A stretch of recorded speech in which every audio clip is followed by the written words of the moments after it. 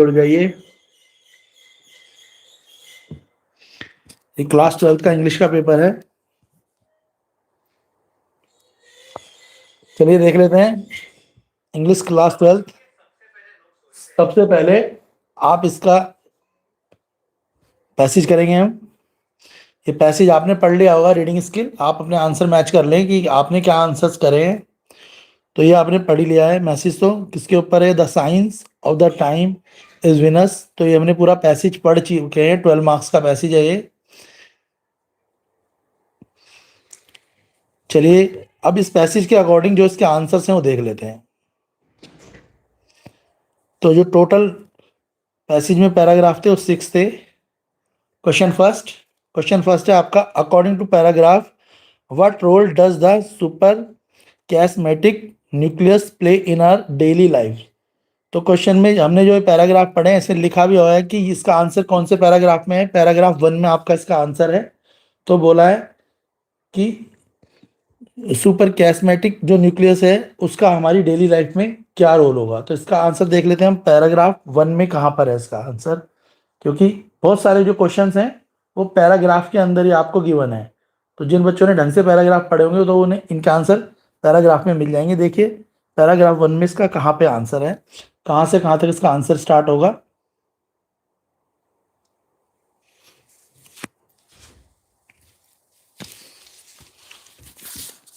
तो पैराग्राफ 1 देख लो। ये पैराग्राफ 1 आपका यहाँ से स्टार्ट होता है। तो पैराग्राफ 1 में इसका जो आंसर है, जिन बच्चों ने लिखा है आपका, किसने, यश,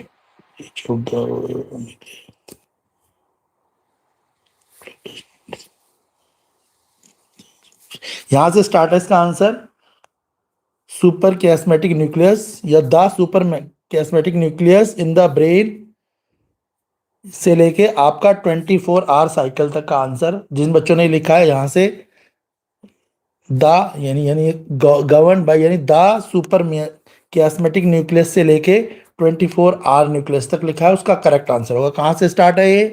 तो मैंने बता दिया, यहाँ से स्टार्ट है। सुपर कैस्मेटिक न्यूक्लियस से स्टार्ट है, एंड कहाँ पे है?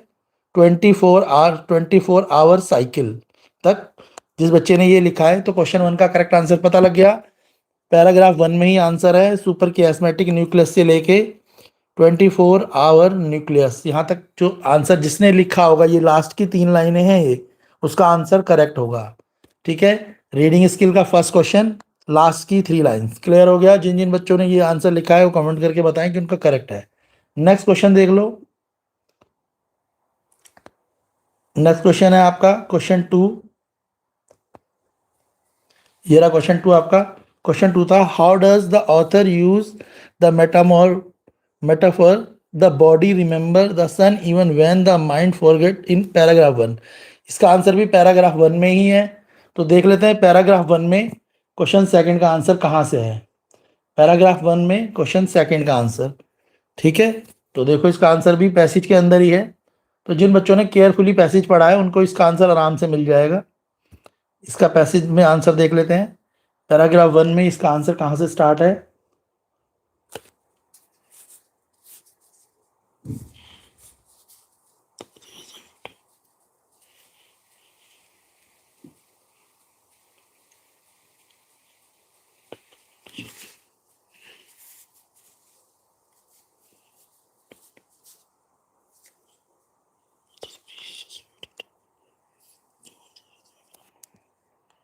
Overwork is deeply internal clock.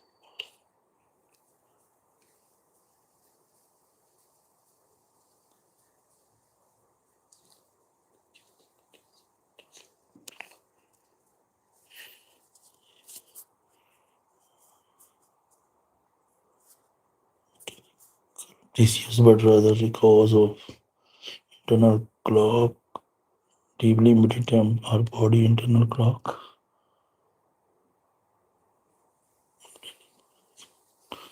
To breathe deeply embedded.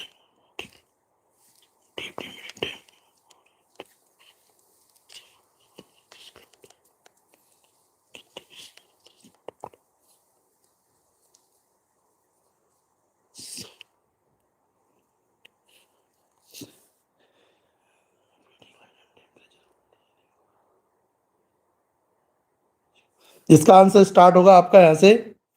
Question second का आंसर स्टार्ट होगा, दो हिस्सों में करना है ये। आवर बॉडी इंटरनल क्लॉक से लेके इसका आंसर होगा to clue from nature.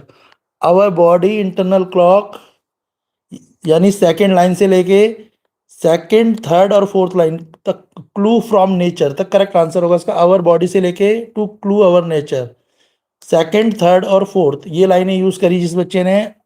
Paragraph question number second paragraph 1 का आवर बॉडी इंटरनल क्लॉक से लेके सेकंड थर्ड और fourth line to clue from the nature तक का जो आंसर है ये क्वेश्चन सेकंड का आंसर है। क्लियर हो गया? क्वेश्चन थर्ड देख लेंगे। क्वेश्चन थर्ड देखो क्या है। क्वेश्चन थर्ड में क्या पूछा आपसे? Read the complete the following sentence suitably. Para 2 में ये आपने 4 सेंटेंसेस हैं, इन सेंटेंसेस को पढ़ना है और जो हम पैराग्राफ 2 में पढ़ के बताना है इसका करेक्ट जो फ्रेज है वो क्या होगा। ठीक है? Biological desynchronization refer to.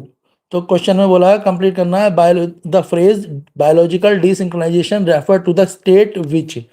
तो इसमें ऑप्शन दे रखे करेक्ट ऑप्शन। क्वेश्चन थर्ड का करेक्ट ऑप्शन होगा option A, a body natural rhythm no longer align with external time. तो option A question number third का आंसर होगा ऑप्शन ए।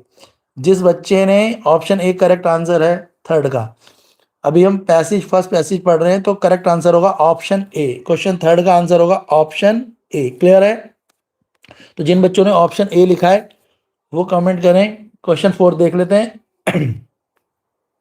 क्वेश्चन फोर्थ है complete the following suitable with one advantage refer to paragraph 2। Paragraph 2 के हिसाब से एक advantage बताना है। ठीक है ना? चलो तो क्वेश्चन फोर्थ में का आंसर हमें कहां से ढूंढना है? पैराग्राफ 2 से। तो पैराग्राफ 2 को देख लेते हैं उसमें क्वेश्चन फोर्थ का आंसर कहां पर है। तो पैराग्राफ 2 देखो जो हमारे पास पैरा 2 ये रहा पैरा 2। इसमें क्वेश्चन नंबर फोर्थ का जो आंसर होगा कहां से होगा?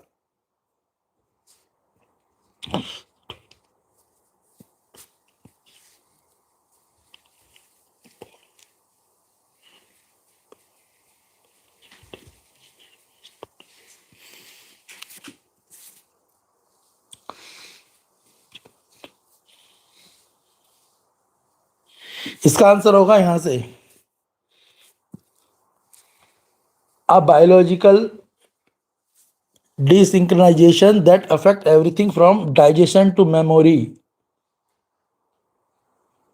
स्टडी। तो इसका आंसर यहां से लिखेंगे अ बायोलॉजिकल यानी थर्ड लाइन से तो होगा डाइजेशन टू मेमोरी तक। और इसके अलावा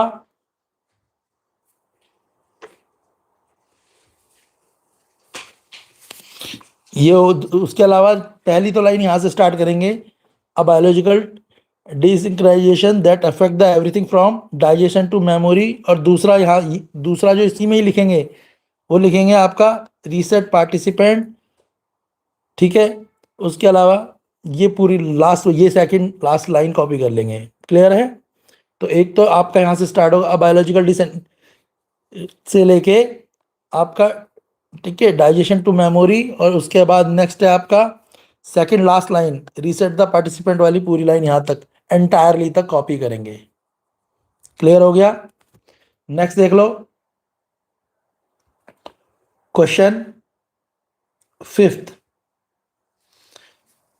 क्वेश्चन फिफ्थ है आपका why does the writer refer to the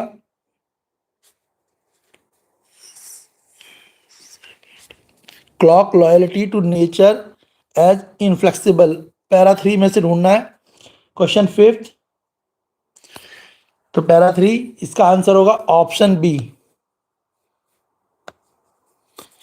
resist manipulation through artificial means। Option B correct answer है। क्वेश्चन फिफ्थ का आंसर होगा ऑप्शन बी। क्लियर है? क्वेश्चन फिफ्थ का आंसर होगा ऑप्शन बी। क्वेश्चन 6 देख लेते हैं। क्वेश्चन 6 है आपका provide one textual evidence to support the body पे hidden price for tampering with its natural rhythm. Para 3 में से इसका आंसर ढूंढना है। एक हमें टेक्सचुअल एविडेंस जो इस को सपोर्ट करता हो कि बॉडी पे hidden price for the tampering with the natural rhythm. Para 3 में इसका आंसर, तो क्वेश्चन 4 जो आपका 6 है इसका आंसर देखो पैरा 3 में कहां पे है।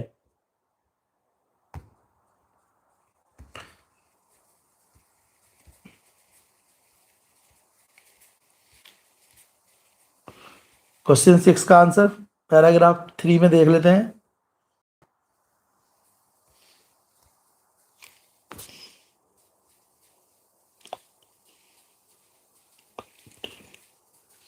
इसका आंसर होगा यहां से chronic fatigue, hormonal imbalance and weekend immunity. तो जिस बच्चे ने यहां से, ये है आपका 4th लाइन, क्रॉनिक फटीक से लेके इम्यूनिटी तक, क्रॉनिक फटीक, हार्मोनल इम्बैलेंस और वीकेंड इम्यूनिटी। क्वेश्चन नंबर 6 का आंसर है। Question number 6 chronic fatigue, hormonal imbalance, weekend immunity, ये इसका आंसर है। क्वेश्चन नंबर, कौन से क्वेश्चन का आंसर है? क्वेश्चन नंबर 6 का answer chronic fatigue, hormonal imbalance and weekend immunity. Clear है? तो देख लो क्वेश्चन नंबर 6 का आंसर, जिस बच्चे ने ये लिखा है क्रॉनिक फटीग, हार्मोनल इम्बैलेंस और वीकेंड इम्यूनिटी, उसका करेक्ट आंसर होगा। कमेंट करके बता दें कि आपने यही लिखा है कुछ और लिखा है। क्वेश्चन नंबर 6 का आंसर वापस से बता रहे हैं। क्लियर हो गया? क्वेश्चन नंबर 7 देख लो। क्वेश्चन नंबर 7, क्वेश्चन नंबर 7 ये रहा आपका, in the line societal obligation pull us in one temporal direction while our biology turn us in another, what does this? तो ये पैराग्राफ 4 में पूछा हुआ है। Contrast reveal about the modern life, para 4 में इसका आंसर है। क्वेश्चन नंबर 7 का आंसर पैरा 4 में है। तो देख लो 7 का आंसर क्या होगा, पैरा 4 में देख लेते हैं।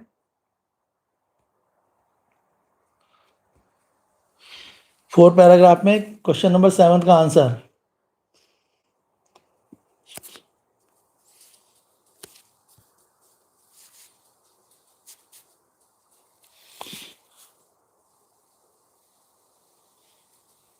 तो ये इसका आंसर यहां से होगा। क्वेश्चन नंबर 7 का आंसर ये रहा, where our social obligation pull us in one temporal direction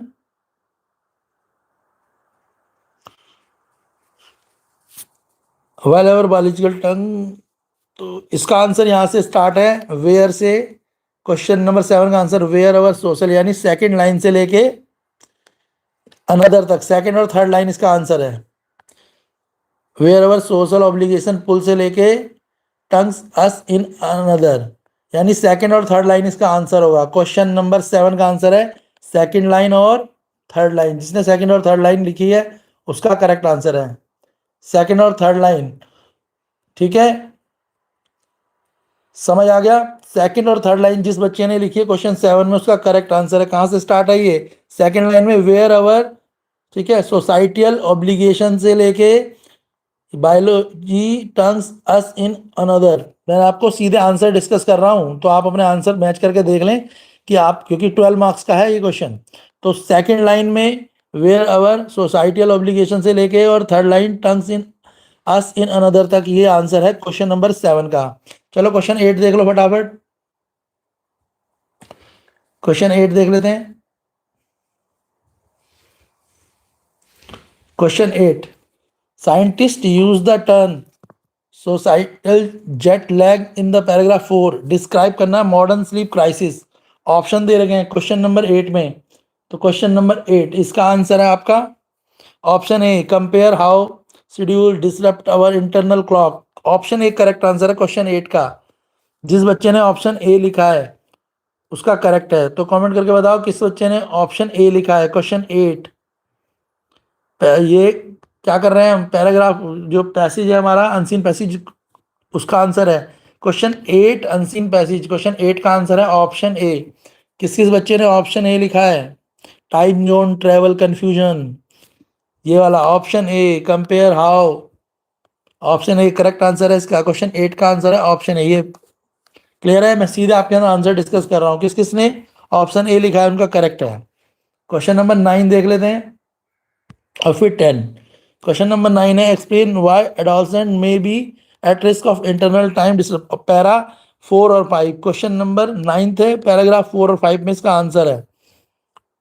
और question number 6, identify the possible obstacle to apply the chronobiological principle in every day life. ये क्वेश्चन 10th जो है पैराग्राफ 6 में है, और क्वेश्चन 9th पैराग्राफ 4 और 5 में दे रखा है। तो क्वेश्चन 9th का आंसर पैराग्राफ 4-9 में मिलेगा, और क्वेश्चन 10th का आंसर मिलेगा पैराग्राफ 6 में। चलो देख लेते हैं कहाँ है आंसर, पैराग्राफ में देख लेते हैं। पहले क्वेश्चन नंबर 9th, फिर 10th भी देख लेंगे, पैराग्राफ में ही आंसर है इनके। आप देखो क्या आपने भी यही लगाया है। पहले क्वेश्चन नंबर 9th का आंसर है पैराग्राफ 4 और 5 में।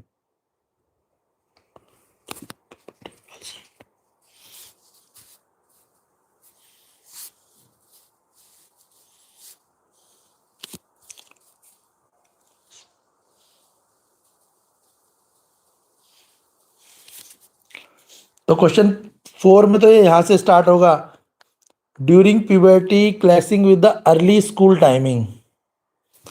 तो पैराग्राफ 4 में तो ये लाइन उतारनी है, जो कॉपी करनी है यहाँ से करनी है, during puberty clashes with early school timing. और जो पैराग्राफ 4 में तो ये लाइन उतारना है, किसके लिए, क्वेश्चन 9 के लिए। और पैराग्राफ 5 में जो इसका आंसर है वो कहाँ पर है,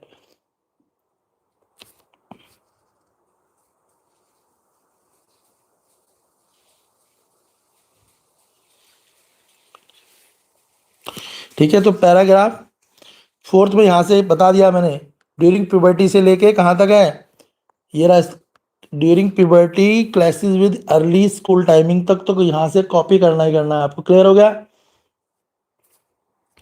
फिर पैराग्राफ 5 में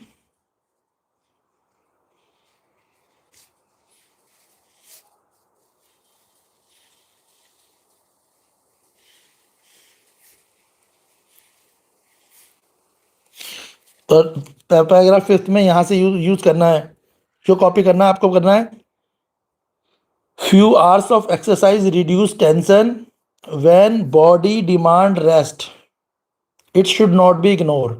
तो ये दूसरा वाला उतारना है आपको, a few hours of exercise reduce tension when body demand rest, it should not be ignored.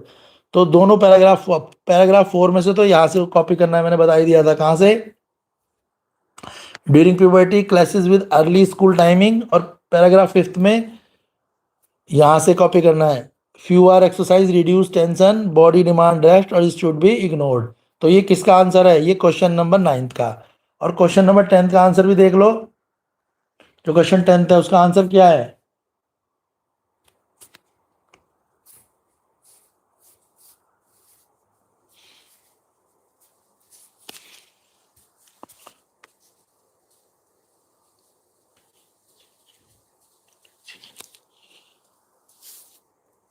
Question number 10th का आंसर यहाँ से है, डिजाइनिंग लाइट कॉन्शियस, यहाँ से लेना है, सेकंड लाइन से स्टार्ट करना है। क्वेश्चन नंबर 10th का आंसर है, सेकंड लाइन से आपको स्टार्ट करना है,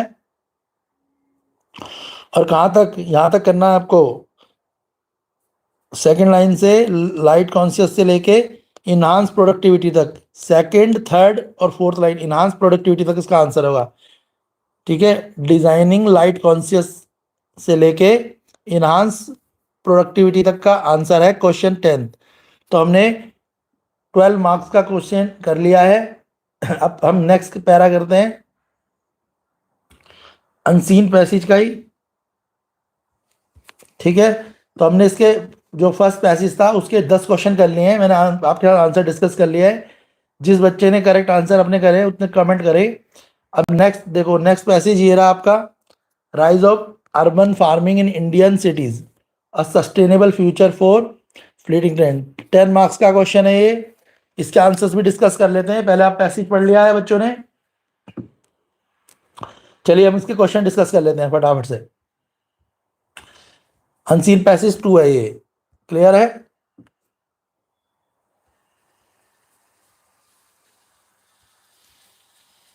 चलिए फर्स्ट क्वेश्चन देख लो इसका, इसका फर्स्ट क्वेश्चन है,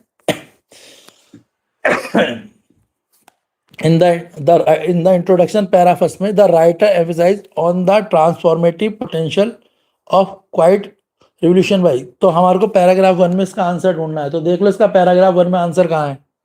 फर्स्ट क्वेश्चन का आंसर पैराग्राफ 1 में देख लेंगे। ये अनसीन पैसेज 2 कर रहे हैं हम, अनसीन पैसेज 2 का पैराग्राफ 1।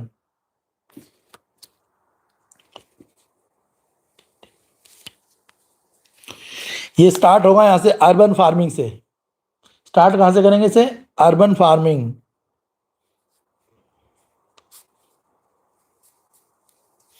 अर्बन फार्मिंग से इसे स्टार्ट करा जाएगा और कहां तक है?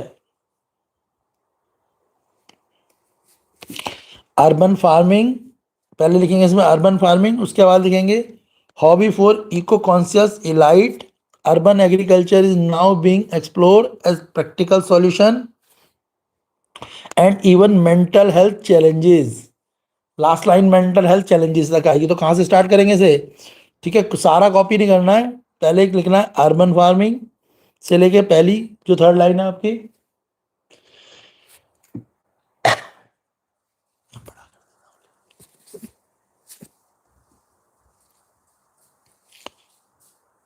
पहले स्टार्ट कहां से करेंगे?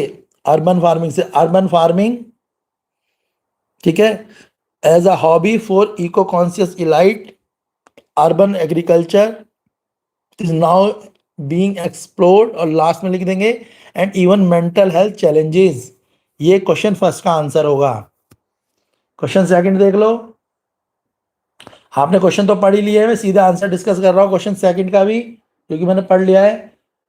क्वेश्चन सेकंड का आंसर,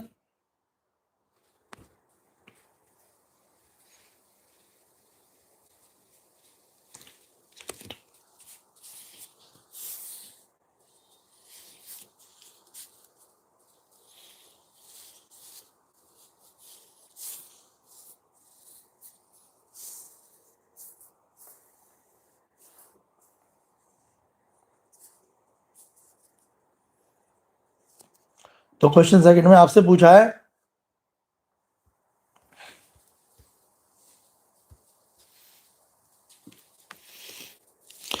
क्वेश्चन सेकंड में पूछा what would be the following be classified as in a Chennai and Pune tax rebate and community grant are now offered to promote green rooftop. तो ग्रीन रूफटॉप किसको बोला गया है? इंसेंटिव्स को बोला गया। ऑप्शन बी करेक्ट आंसर है। अनसीन पैसेज 2 का क्वेश्चन 2 का आंसर है इंसेंटिव्स, ऑप्शन बी। जिस बच्चे ने इंसेंटिव्स लिखा है उसका करेक्ट आंसर है, क्या है? इंसेंटिव्स। क्लियर हो गया? ऑप्शन बी करेक्ट आंसर है। क्वेश्चन थर्ड को पैरा 2 में इसका आंसर है। क्वेश्चन थर्ड का आंसर कहाँ पे है? पैरा 2 में। तो क्वेश्चन थर्ड का आंसर देख लें। क्वेश्चन सेकंड का आंसर तो इंसेंटिव मैंने बता दिया। क्वेश्चन थर्ड का आंसर देख लो। अनसीन पैसेज है ये 10 नंबर का। क्वेश्चन थर्ड का आंसर पैराग्राफ 2 में देखो कहां पर है, देख लो, मैं दिखा देता हूं आपको। ये रहा आपका अनसीन पैसेज के लिए पैराग्राफ 2। क्वेश्चन थर्ड का आंसर इसमें है आपका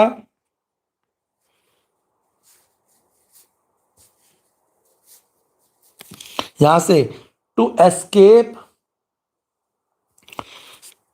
ठीक है, पेस्टिसाइड्स एक्सपोजर, यानी ये रही टू एस्केप से लेके आपको इसे लिखना है to escape pesticide exposure other experiment why hydrophonic side hustle.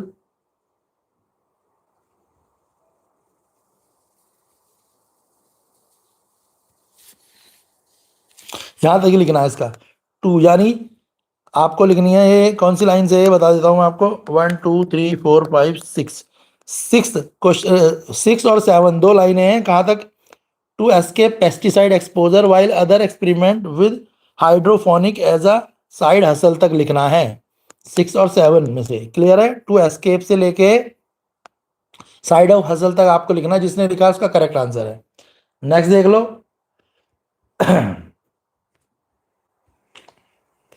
Question 4, if the current trends, question 4 देखो, as depicted in the table continue, which Indian cities mostly like to emerge as a national model for tech integrated urban farming by 2026। तो हमने ये table पढ़ ली है question 4 में। तो question 4 के हिसाब से इसका आंसर होगा, टेबल के देख लो, टेबल देखनी है, टेबल के हिसाब से क्वेश्चन जो 4 है ना, इसमें टेबल दे रखी है। इसका आंसर होगा हैदराबाद। क्वेश्चन फोर्थ का आंसर होगा हैदराबाद। किस कारण से? App based micro farm programming. Question fourth का आंसर है आपका हैदराबाद। जिस बच्चे ने ये 2025 हैदराबाद और app based micro farm program लिखा है उसका करेक्ट आंसर है। क्वेश्चन फोर्थ का आंसर यही है। क्लियर है? यह अनसीन पैसेज 2 है क्वेश्चन फोर्थ। और क्वेश्चन फोर्थ 2 मार्क्स का क्वेश्चन है। टेबल में इसका आंसर दे रखा है। अगर जिस बच्चे ने टेबल को ध्यान से पढ़ा होगा तो 2 मार्क्स का आंसर है। आंसर है इसका हैदराबाद और app based micro farm program. दोनों चीजें आपको टेबल में लिखी हुई हैं 2025 वाले में कॉलम में। जिसने 2025 वाले कॉलम को टिक करा है उसका आंसर करेक्ट है, 2 नंबर पूरे मिलेंगे उसे। नेक्स्ट है question fifth. Analyse from the given data what distinguish Pune approach from Hyderabad in encouraging urban farming. तो जो हमने यहाँ पे क्वेश्चन फिफ्थ है उसके हिसाब से जब हमने एनालाइज करा है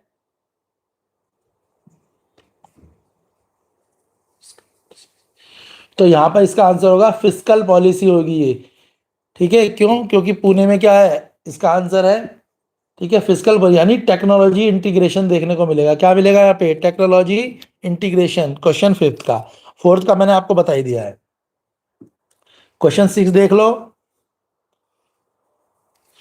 बोला two major challenges that have, ठीक है, catalyse the rise of the urban farming. तो ये आपने अनसीन पैसेज पढ़ा है आपने, उसके हिसाब से आप इसका आंसर दे देंगे। चलो क्वेश्चन नंबर 7 का आंसर देख लेते हैं। इसका आंसर पैराग्राफ 4 में है। क्वेश्चन नंबर 7 का आंसर कहाँ है? पैरा 4 में है। ठीक है, तो क्वेश्चन नंबर 7 का आंसर हम पैरा 4 में से सर्च करते हैं। 2 मार्क्स का आंसर है, देख लेते हैं।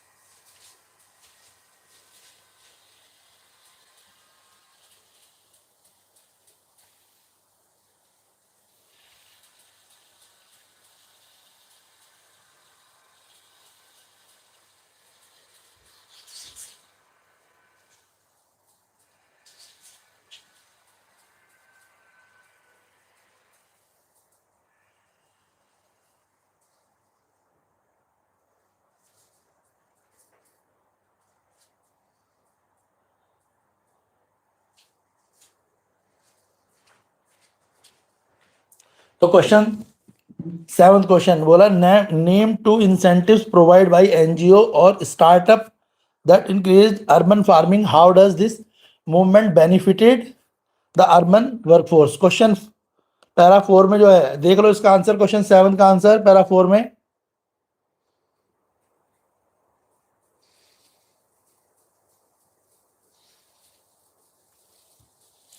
तो क्वेश्चन 7 का आंसर पैरा 4 में देखो कहां पे, देख लेते हैं।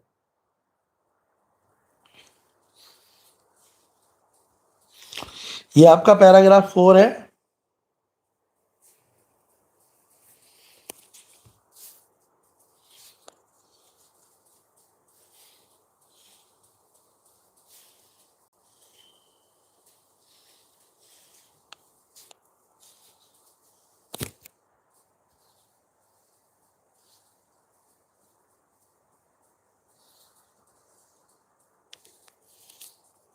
Still the moment of the July.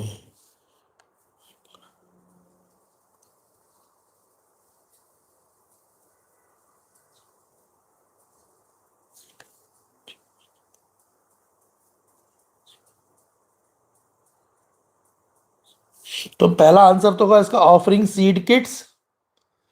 तो क्वेश्चन नंबर 7 का आंसर है offering seed kits.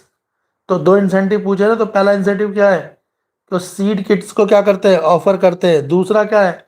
App based guidance, app based guidance देते हैं। तो 2 आंसर, एक लिखेंगे ऑफरिंग सीड किट्स, दूसरा ऐप बेस्ड गाइडेंस। आप 2 आंसर लिख सकते हैं, ऑफरिंग सीड किट्स और ऐप बेस्ड गाइडेंस। तो 2 इंसेंटिव सीएस के हो सकते हैं। क्लियर हो गया? तो जिस बच्चे ने ऑफरिंग सीड किट्स लिखा है क्वेश्चन 7 में और ऐप बेस्ड गाइडेंस लिखा है उसका करेक्ट आंसर होगा। तो बता दिया मैंने, क्वेश्चन नंबर 7 का आंसर क्या है? ऑफरिंग सीड किट्स और ऐप बेस्ड गाइडेंस। ये आंसर है क्वेश्चन नंबर 7 का। क्वेश्चन नंबर 7 में बोला था पैराग्राफ 4 में आंसर है, तो वो आंसर में ये करेक्ट आंसर है उसका, offering seed kits app based guidance. जिसने ये लिखा है दोनों, ये दोनों सेंटेंस जिसने लिखे हैं उसका करेक्ट है। कमेंट करके बता दें कि किस किस बच्चे ने ऑफरिंग सीड किट्स और ऐप बेस्ड गाइडेंस लिखा है। जिसने लिखा है उसका करेक्ट है। क्वेश्चन 7 था ये। क्वेश्चन 8 देख लेते हैं। 7 का बार बार बोल रहा हूँ, ये offering seed kits app based guidance. Comment करके बताएं। क्वेश्चन 8 देखो।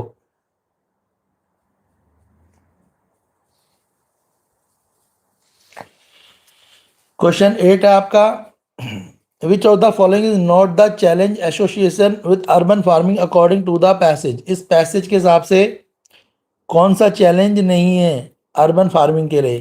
तो आपको दे रखे हैं क्वेश्चन 8 का करेक्ट आंसर है option B, excessive food production. जिसने ऑप्शन बी लिखा है उसका करेक्ट है। हम पैसेज कर रहे थे, ठीक है। जिसने ऑप्शन बी लिखा है उसका करेक्ट आंसर है एक्सेसिव फूड प्रोडक्शन, ठीक है। ये कोई चैलेंज नहीं है भाई, ज्यादा फसल उगना कोई चैलेंज नहीं है, ये अच्छी चीज है। Excessive food production, option B correct answer है। बोला ना नॉट अ चैलेंज, या नॉट वर्ड लगा रखा है। जिस बच्चे ने क्वेश्चन 8 का आंसर ऑप्शन बी लिखा है उसका करेक्ट है। Question option B is correct answer of question 8 unseen passage 2। 1 marks का पैसेज है ये। तो question 8 unseen passage 2, option B is the correct answer of question 8 unseen passage 2, excessive food production. Clear हो गया? तो हमने 2 पैसेज कर लिए हैं टोटल 22 मार्क्स के, 12 का एक और दूसरा।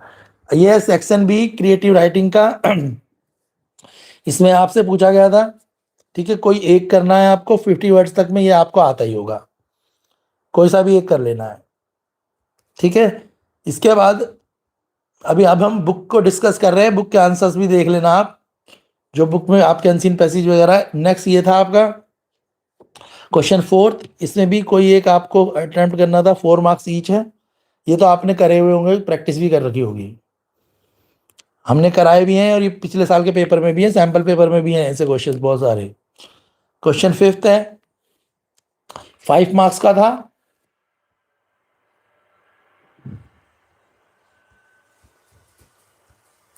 इन चीजों की हेल्प, इनकी पॉइंटों की हेल्प लेके आपको करना था। अब हम कर रहे हैं बुक का, ये क्वेश्चन 6 है, ये भी आपने कर लिया होगा। इसमें कुछ यहाँ पे आपको कुछ पॉइंट्स दे रखे हैं, इनका यूज आप करेंगे। अब हम बुक के क्वेश्चंस करने जा रहे हैं सेक्शन सी लिटरेचर पोर्शन। अब देख लेते हैं सेक्शन सी लिटरेचर पोर्शन।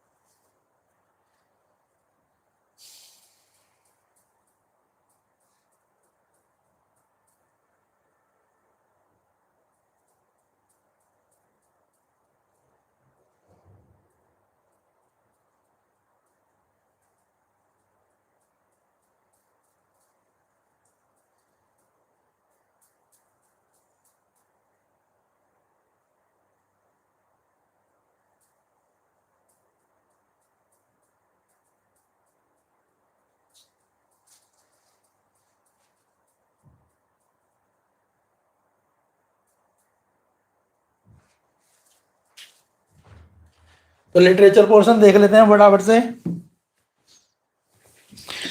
तो ये आपको पता ही लग गया होगा, क्योंकि बच्चों ने पढ़ी हुई है, तो ये तो पता लग गया कि किससे रिलेटेड है ये। चलिए पोएम है ना ये। अब इसके क्वेश्चन देख लेते हैं फटाफट से। What does the phrase the flower of the city symbolically represent in the context of the poem. तो पोएम के कॉन्टेक्स्ट में पूछा है, तो देख लेते हैं इसका आंसर क्या होगा।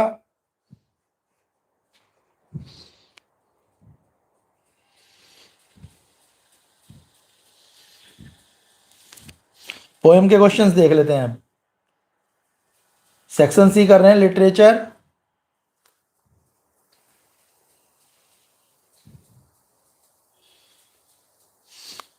ठीक है, तो सबसे पहले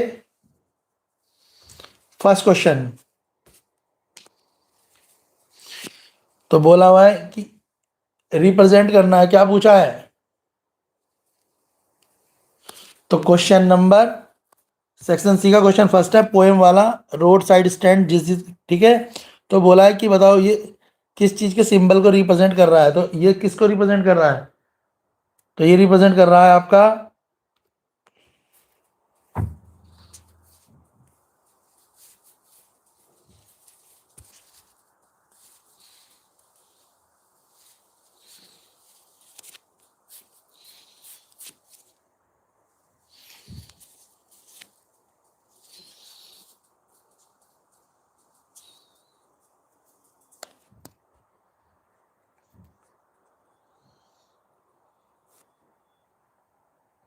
ठीक है। तो देखो हमने वैसे पोएम खुद भी पढ़ी हुई होगी आपने। तो ये जो रिप्रेजेंट कर रहा है, ये रिप्रेजेंट कर रहा है आपको प्रॉस्पेरिटी, वेल्थ और लाइफ स्टाइल को। तो क्वेश्चन वन का आंसर होगा लाइफ स्टाइल, वेल्थ। ठीक है, तो इसका आंसर होगा लाइफ स्टाइल, वेल्थ और रिचनेस। क्लियर है। तो जो द फ्लावर ऑफ सिटी है, ये किसको रिप्रेजेंट करता है, ये वेल्थ को रिप्रेजेंट करता है, लाइफ स्टाइल को रिप्रेजेंट करता है। वेल्थ, लाइफ स्टाइल, रिचनेस, इन तीनों को, तीनों चीजों को रिप्रेजेंट करता है। तो क्वेश्चन वन का आंसर लिख देंगे आप, life style, richness, wealth. Clear है, क्वेश्चन नंबर वन का आंसर। क्वेश्चन नंबर टू है असर्शन और रीजन पूछा हुआ है इसमें, देर का क्वेश्चन में असर्शन और रीजन। ठीक है, तो इसका आंसर है असर्शन और रीजन, दोनों इसके। असर्शन भी इसका ट्रू है और रीजन भी ट्रू है और इसकी एक्सप्लेनेशन भी ट्रू है। ऑप्शन ए करेक्ट आंसर है। क्वेश्चन नंबर जो पोएम है रोड साइड स्टैंड, इसका क्वेश्चन नंबर टू, इसका असर्शन, रीजन और एक्सप्लेनेशन तीनों करेक्ट है। इसका आंसर होगा ऑप्शन ए। क्वेश्चन टू का आंसर जिसने ऑप्शन ए लिखा होगा उसका करेक्ट है। क्लियर हो गया, ये पोएम है पोएम, तो ऑप्शन ए करेक्ट आंसर होगा इसका। नेक्स्ट कर लेते हैं question number third, select the correct option from the given in the bracket to fill the bracket. तो करेक्ट ऑप्शन को चूज करना है क्वेश्चन नंबर थर्ड में। तो क्वेश्चन नंबर थर्ड का करेक्ट आंसर है अट्रैक्ट। जिस बच्चे ने अट्रैक्ट लिखा है उसका करेक्ट है। अट्रैक्ट किस किसने लिखा है वो कमेंट करके बताएं, कमेंट करें अट्रैक्ट। क्वेश्चन नंबर थर्ड में अट्रैक्ट लिखना है, अट्रैक्ट और डिस्करेज में से अट्रैक्ट करेक्ट है, अट्रैक्ट इसका आंसर है। तो इसका आंसर क्या होगा, attract, option attract correct answer. जिसने अट्रैक्ट को चूज करा है उसका सही आंसर। नेक्स्ट है fourth, complete the following suitably. यहाँ पे जो सिंबलाइज कर रहा है फोर्थ, इसका आंसर क्या होगा, यहाँ पे लिखेंगे वेल्दी। तो ये किस चीज को, इसका आंसर हो जाएगा पॉलिश ट्रैफिक सिंबलाइज, वेल्दी, इसमें लिख देंगे वेल्दी। क्लियर है, तो जो वेल्दी लिखेगा उसका करेक्ट है। क्वेश्चन फिफ्थ में बोला है विच of the following idea is not support by the extract. कौन सा है इसमें जो एक्सट्रैक्ट जो है आइडिया, जो एक्सट्रैक्ट है उसको सपोर्ट नहीं कर रहा है। यानी पोएम में से जो हमने एक्सट्रैक्ट लिया है, जो कुछ लाइनें ली हैं, एक्सट्रैक्ट का मतलब होता है कुछ लाइनों को लेना, वो कौन सी इसमें से सपोर्ट नहीं कर रही। क्वेश्चन फिफ्थ का आंसर आएगा option A, villagers are not seeking वाला। ऑप्शन ए करेक्ट आंसर है। क्वेश्चन फिफ्थ का आंसर आएगा ऑप्शन ए।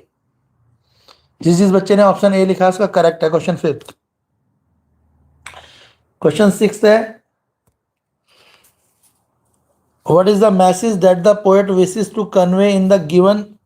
ठीक है, इसमें कौन सा मैसेज पोएट जो है क्या देना चाह रहा है। तो इस पोएम में जो पोएट ने मैसेज दिया है वो दिया है इकोनॉमिक डिस्पैरिटी का।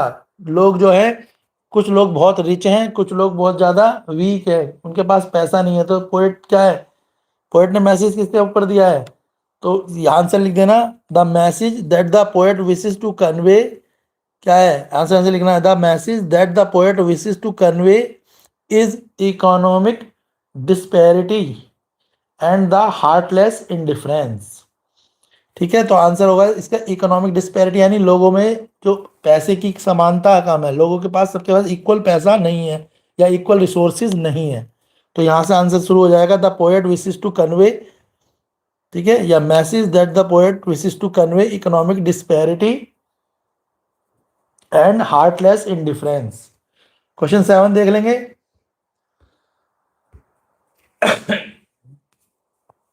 ठीक है, क्वेश्चन 7 जो है किससे है, आंट जेनिफर टाइगर से है ये,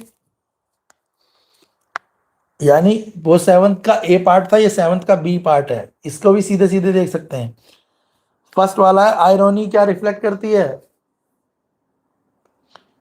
तो जो आयरोनी है वो क्या रिफ्लेक्ट कर रही है, वो तो वो यही कहती है, क्या है वो ये कह रही है कि जो आंट जेनिफर है वो कैसी है, वो तो ऑप्रेस्ड है, ठीक है ना। उसके अलावा जो टाइगर है वो कैसा होता है, बोल्ड पावरफुल, तो ये आयरोनी है, ठीक है। वो सीलती क्या रहती है टाइगर का, जबकि टाइगर तो काफी बोल्ड होता है, फियरलेस होता है, जबकि जो आंट जेनिफर है वो क्या है, डरपोक है। क्लियर है, ये इसकी आयरोनी है। क्वेश्चन सेकंड में बोला है, select the phrase that suggested the following, तो इसका फ्रेज होगा रिंग्ड विद, ठीक है, रिंग्ड विद ऑर्डील्स एंड मास्टर्ड, ये तो इसका फ्रेज तो आपको पता ही होना चाहिए। क्वेश्चन थर्ड देख लेते हैं। क्वेश्चन थर्ड, क्वेश्चन थर्ड का आंसर है आपका ऑप्शन ए टेरर। जिस बच्चे ने टेरर लिखा है उसका करेक्ट है, option A terror correct answer होगा क्वेश्चन थर्ड। क्वेश्चन फोर्थ देख लेते हैं।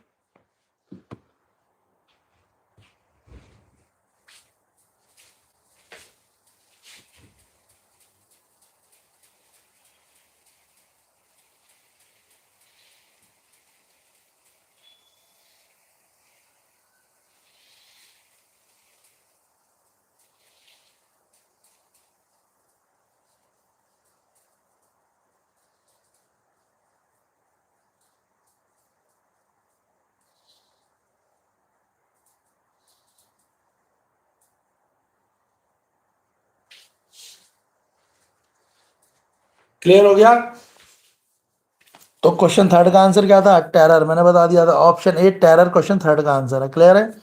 क्वेश्चन फोर्थ है,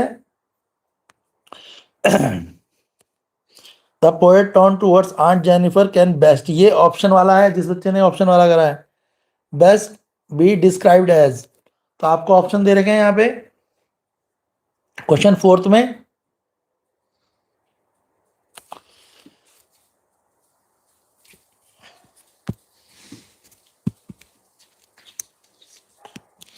मैक्सिमम क्वेश्चन सेट 1 2 3 सभी के सेम है बेटा, क्वेश्चन ऊपर नीचे है, बाकी सेट 3 भी करा देंगे। मैक्सिमम तीनों ही सेटों के क्वेश्चन सेम है, ऊपर नीचे क्वेश्चंस हैं, तो आप अनसीन पैसेज और बुक के क्वेश्चनों में कोई खास चेंज ऐसा है नहीं, ऊपर नीचे ही है क्वेश्चंस, ठीक है ना, तो ऐसा बहुत ज्यादा चेंज नहीं है। चलो फिर भी देख लेते हैं। तो क्वेश्चन देख लो, क्वेश्चन फोर्थ, क्वेश्चन फोर्थ का आंसर क्या होगा, क्वेश्चन फोर्थ ऑप्शन सी होगा, empathetic, option C. Question fourth का आंसर क्या है, ऑप्शन सी होगा, एम्पैथेटिक। क्वेश्चन ऑप्शन फोर्थ का आंसर ऑप्शन सी है। Question fifth, aunt Jennifer is refer to simplify as aunt in the end of highlighting, जो question fifth है, इसका answer क्या होगा, इसका आंसर होगा लॉस ऑफ इंडिविजुअल आइडेंटिटी। तो आंट जेनिफर की अपनी इंडिविजुअल आइडेंटिटी क्या हो गई थी, लॉस हो गई थी, लॉस ऑफ इंडिविजुअल आइडेंटिटी, तो लिख देंगे अब किस चीज का एंड हुआ इसमें, उनकी खुद की आइडेंटिटी क्या हो चुकी थी, अब एंड हो चुकी थी। क्लियर है। क्वेश्चन 8 देख लो, 4 मार्क्स का है ये, ठीक है ना। Read the following extract and answer the question any one of the given, भी किसी में से भी दे देना है, ठीक है। तो चैप्टर क्या है ये पता ही है आपको, memory of childhood where to human being. चलो क्वेश्चन देख लेते हैं, सीधे सीधे क्वेश्चन देख लेंगे। क्वेश्चन 8 का फर्स्ट,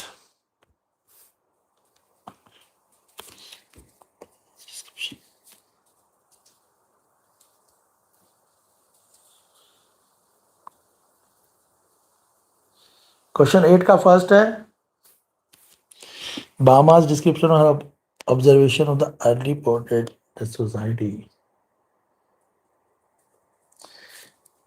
इसका आंसर होगा डिस्क्रिमिनेशन। क्या होगा? डिस्क्रिमिनेशन लिख देंगे।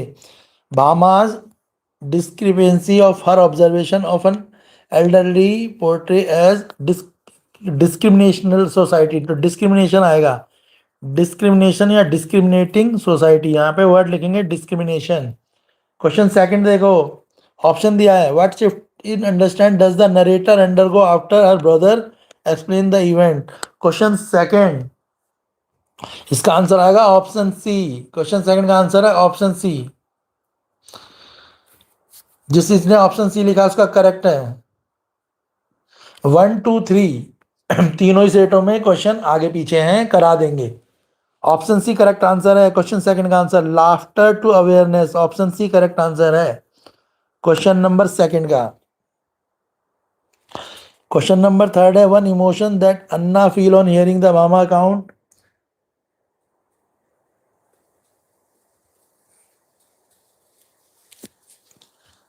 थर्ड और फोर्थ बुक के ही क्वेश्चन है, तो आपको ये याद होंगे, आपने खुद ही लिख लिए होंगे। इसी का बी पार्ट भी देख लो फटाफट से। जो इसका बी पार्ट है इसमें लिखेंगे पीसफुल, स्ट्रांगली में पीसफुल,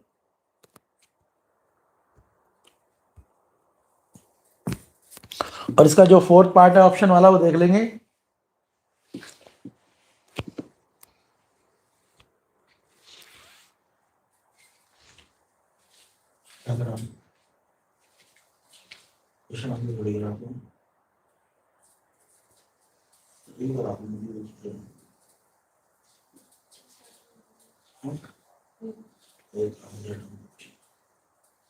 बोलो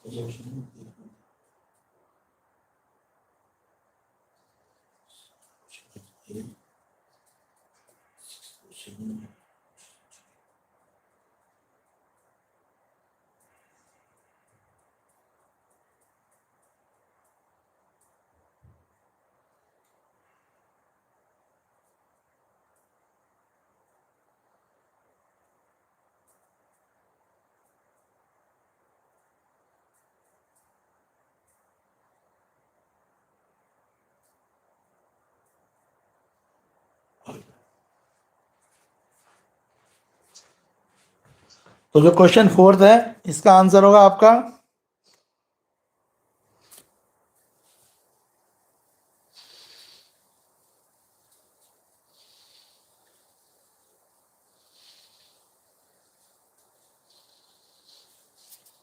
ऑप्शन दे रखा है ना इसमें, what is the overall tone that he convey through the contact and the style of the seventh letter to Charlie. इसका आंसर होना चाहिए आपका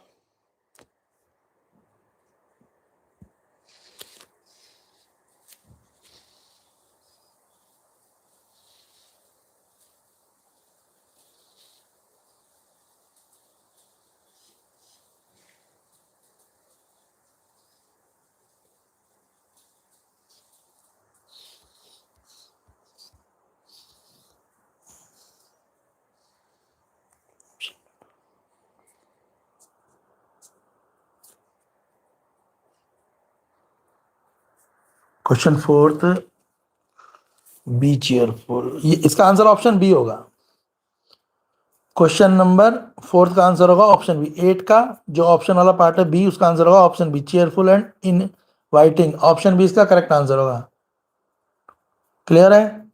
चलो नेक्स्ट देख लो, क्वेश्चन नंबर 9। ये एक्सट्रैक्ट दे रखा है चैप्टर का, फिर से आंसर देख लेते हैं।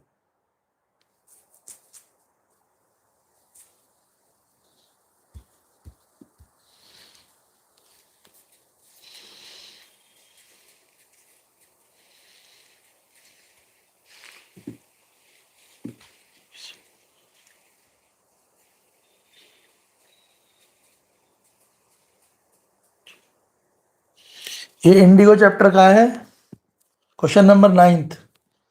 इसका आंसर होगा आपका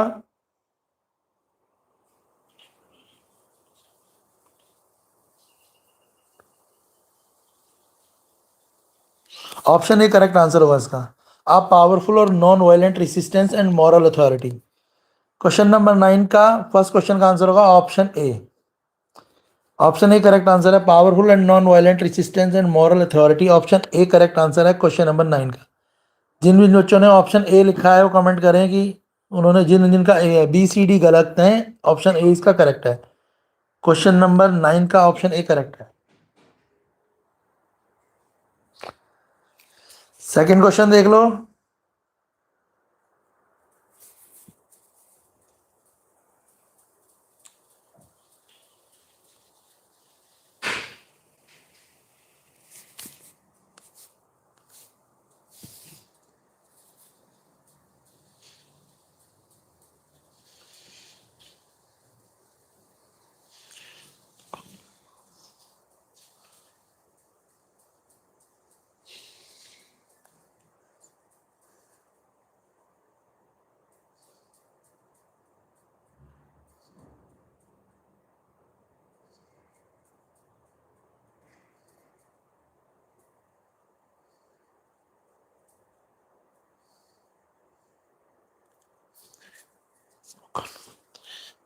क्या क्या fulfillment और indifference, the reaction of the official when Gandhi ji regulate the coward was।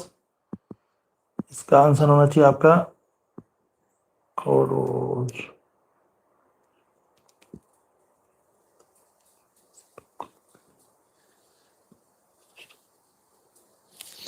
Question third,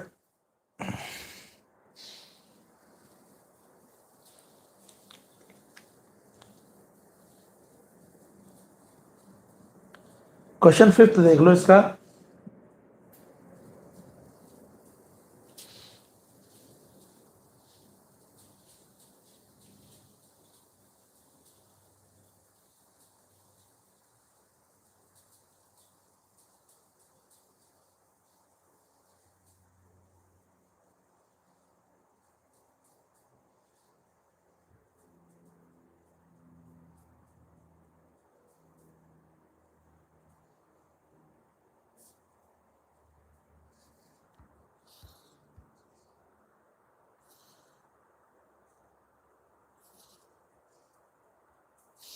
nine का बी पार्ट देख लेते हैं। 9 का बी पार्ट ये देख लो आप, गोइंग प्लेस प्लेस से है। इसके ऑप्शन बेस्ड क्वेश्चन देख लेते हैं, बाकी तो आपको आते होंगे। ऑप्शन बेस्ड क्वेश्चन देख लेते हैं 9 का बी पार्ट।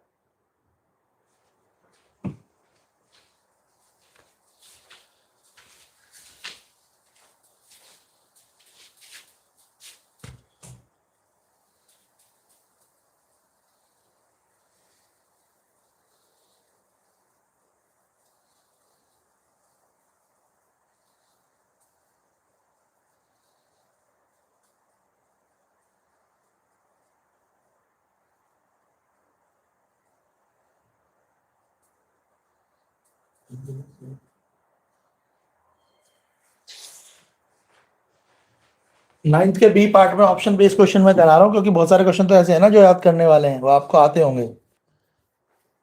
ठीक है, जो ऑप्शन बेस्ड क्वेश्चन है वो करा देते हैं। जो वैसे सिंपल क्वेश्चन है वो तो आपको आते ही होंगे। लो, 9th का बी पार्ट कर लेते हैं फटाफट से।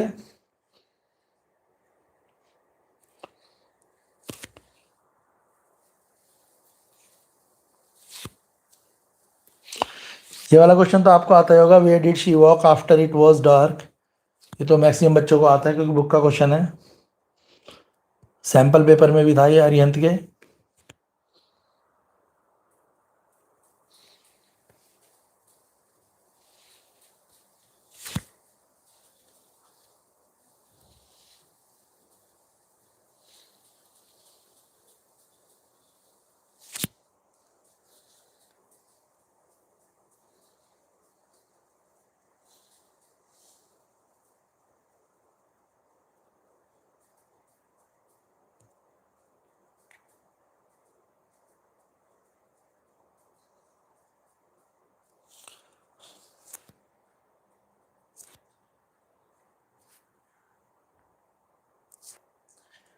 देख लो 9th के बी पार्ट में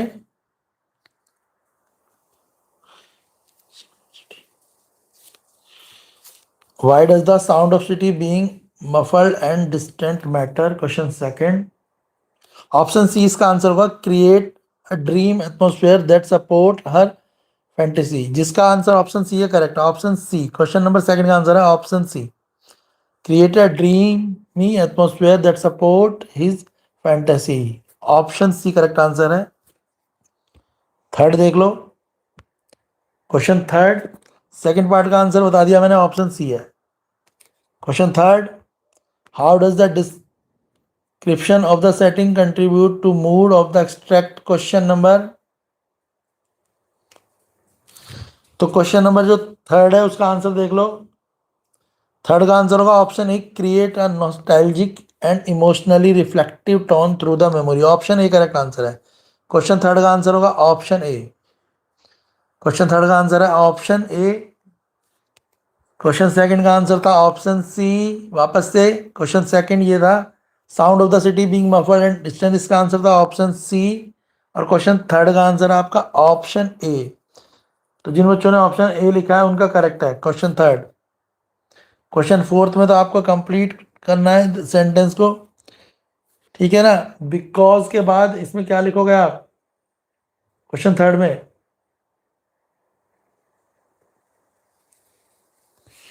के बाद क्वेश्चन फोर्थ जो है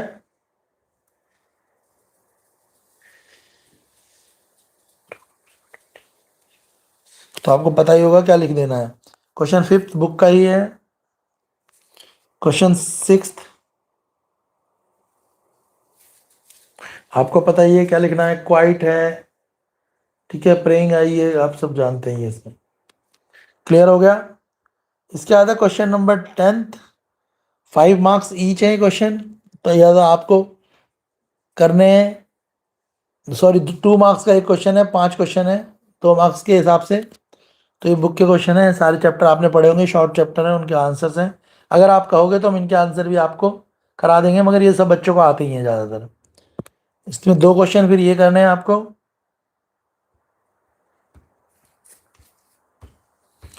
इसके बाद क्वेश्चन 12, ये 5 मार्क्स का एक कोई क्वेश्चन कर लेना, ये बच्चों को ज़्यादातर आता ही है, लास्ट लेसन में से पढ़ा हुआ बच्चों का, कीपिंग क्वाइट में से याद ही होते हैं तुम्हारे बच्चों को।